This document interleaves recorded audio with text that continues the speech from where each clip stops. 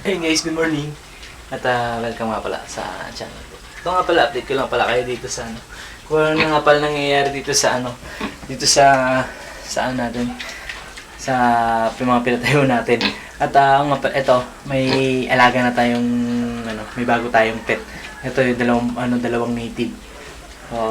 Nung nakaraang buwan ko pa to binili. Bali, sinimulan ko na mag-alaga ng sarili kong paparamihin ko na lang to. So, ito, magsisimula tayo sa dalawa. Actually, last month ko lang siya binili.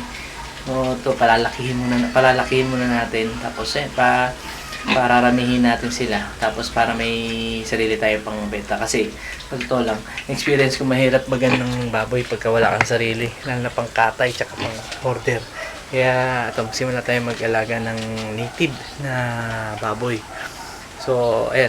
Bali, ito lang ang update ko sa inyo sa ngayon dito sa mga pinagawa namin dito. At ayan, may alaga na tayo nung simulan natin mag-alaga ng dalawang native na baboy. So, ito ulit sila. Pakita ko ulit sa inyo.